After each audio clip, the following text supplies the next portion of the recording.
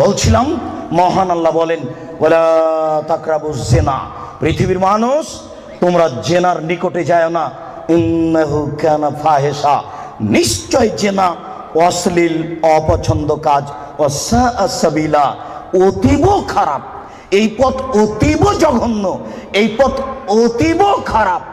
শুনুন,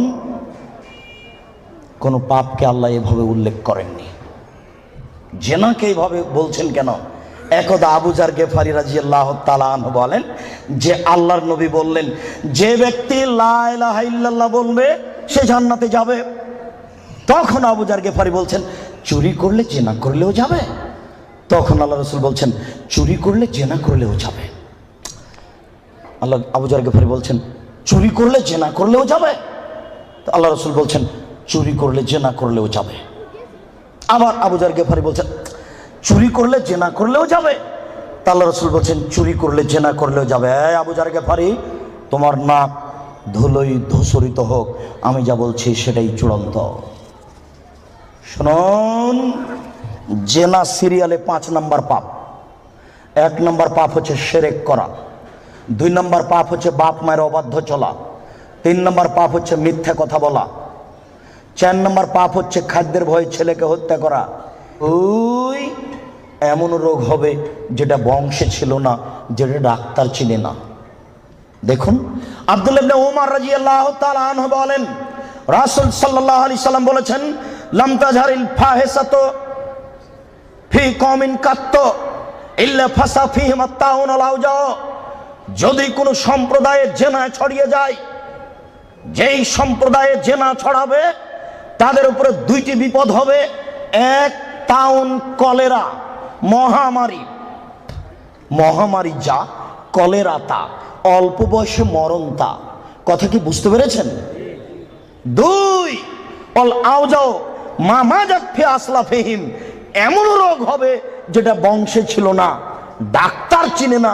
এই কথাটা আল্লাহর নবী বলেননি, ওটা আমি বলেছি। মনে রাখবেন, জেনায় লিপ্ত হলে এমন রোগ হবে যেটা বংশে ছিল না, আমি বললাম। এমন রোগ হবে যেটা ডাক্তার চিনে না, এটা জেনার ভয়।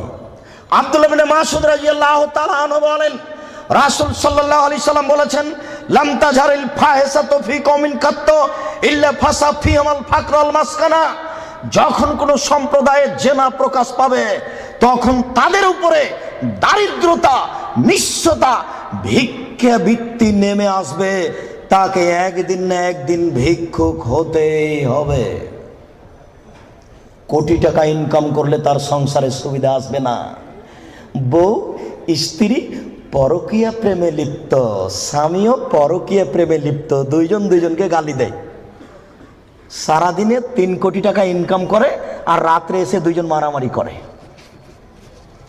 বলেন এরা ভিক্ষুক কিনা? বলেন দেখি, এদের কি আছে জীবনে বলেন? একদিন টাকা শেষ হবেই। আমি অনবাদক, 1450 বছর পূর্বে মুহাম্মদ সাল্লাল্লাহু আলাইহি ওয়াসাল্লাম বলেছেন, যেই সমাজে সুদ এবং জেনা প্রকাশ পাবে, যেই সমাজে সুদ এবং জেনা প্রকাশ পাবে, সেই সমাজের উপরে ভিক্ষাবৃত্তি নেমে আসবে। তাদের অর্থ সম্পদ ধ্বংস হবেই, তাকে একদিন না একদিন ভিক্ষুক হতে হবে। এটা জেনার প্রথম বিপদ। মুহাম্মদ সাল্লাল্লাহু আলাইহি ওয়াসাল্লাম বলেন, আমার উম্মত জেনাকে হালাল মনে করবে। মুহাম্মদ সাল্লাল্লাহু আলাইহি ওয়াসাল্লাম বলেন, আমার উম্মত জেনাকে হালাল মনে করবে। দুঃখজনক কথা, আমরা জেনাকে হালাল মনে করবে, এত বড় পাপকে। জি, আমির রাদিয়াল্লাহু তাআলা আনহু বলেন, রাসূল সাল্লাল্লাহু আলাইহি সাল্লাম বলেছেন, লা ইয়াকুনান্না ফি উম্মতি আকওয়াম ইস্তাহিলুনাল হিরা ওয়াল হারিরা ওয়াল খামরা ওয়াল মাযিব।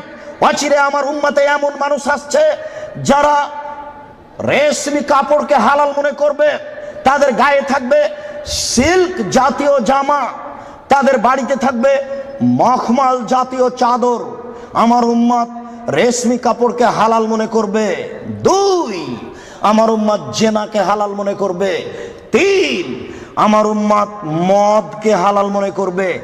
4, আমার উম্মত বাদ্যযন্ত্রকে হালাল মনে করবে। সব দোকানেই টিভি।